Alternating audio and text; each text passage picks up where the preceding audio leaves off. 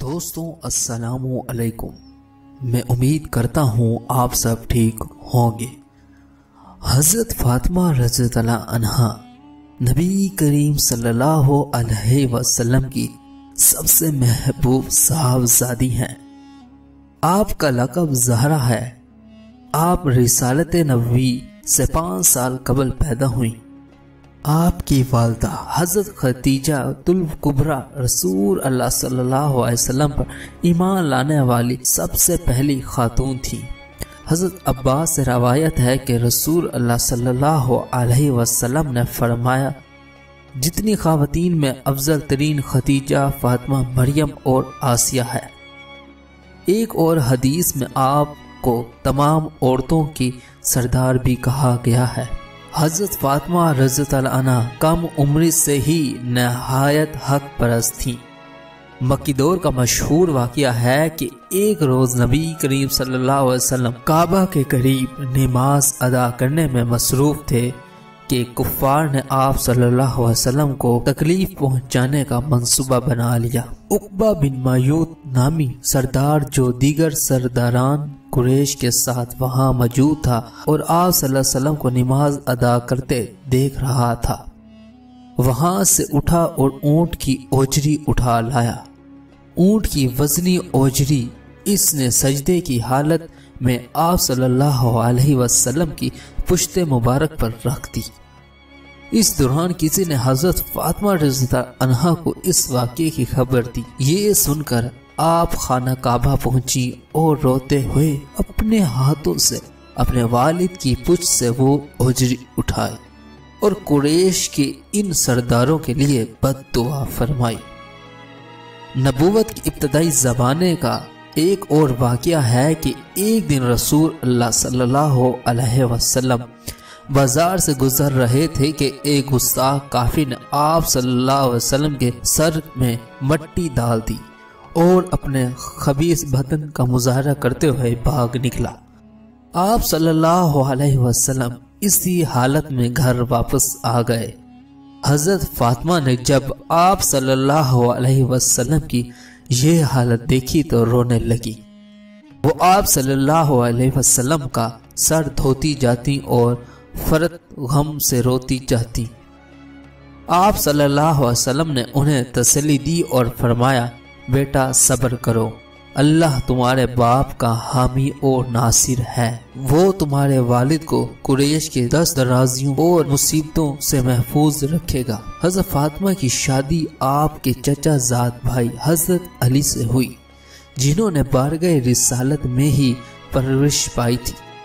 نبی کریم صلی اللہ علیہ وسلم نے پیغام نکاح پر حضرت فاطمہ کی خاموشی ان کی رضامندی سمجھ کر قبول فرما لیا۔ حضرت علی نے اپنی زیرہ بیچ کر مہر ادا کیا، شادی کے سامان اور گھر کی ضروری اشیاء کا انتظام کیا۔ غرض حضرت فاطمہ کا نکاح انتہائی سادگی سے سر انجام پایا۔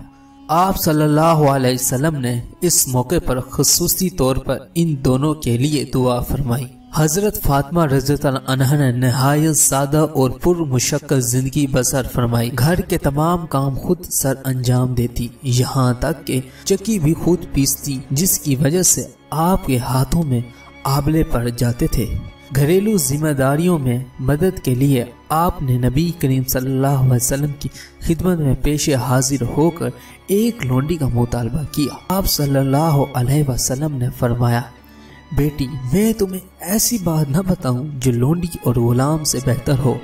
آپ بولی، میرے پیارے ابا جان، فرمائیے کیا بات ہے؟ آپ صلی اللہ علیہ وسلم نے انہیں نصیحت فرمائی کہ جب رات کو آرام کرنے لگو تو 33 بار سبحان اللہ، 33 بار الحمدللہ، 33 بار اللہ اکبر پڑھ لیا کرو، کیونکہ یہ لونڈی یا غلام سے بہتر ہے۔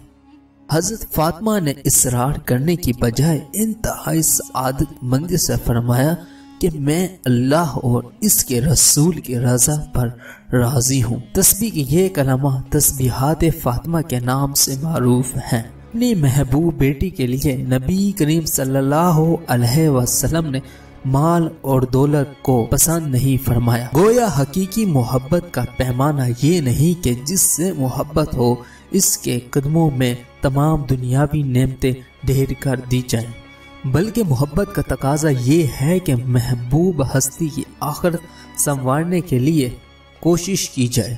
آپ عادات اور حلیے میں اپنے والد محترم سے مشابہت رکھتی تھی، بے حد سخی اور فیاض تھی۔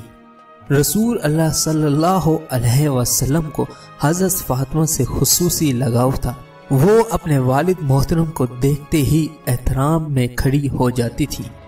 اسی طرح حضرت فاطمہ جب آپ کے گھر تشریف لے جاتی تو آپ صلی اللہ علیہ وسلم بھی کھڑے ہو کر شفقت کا اظہار کرتے ہوئے ان کی پیشانی پر بوسہ دیتے۔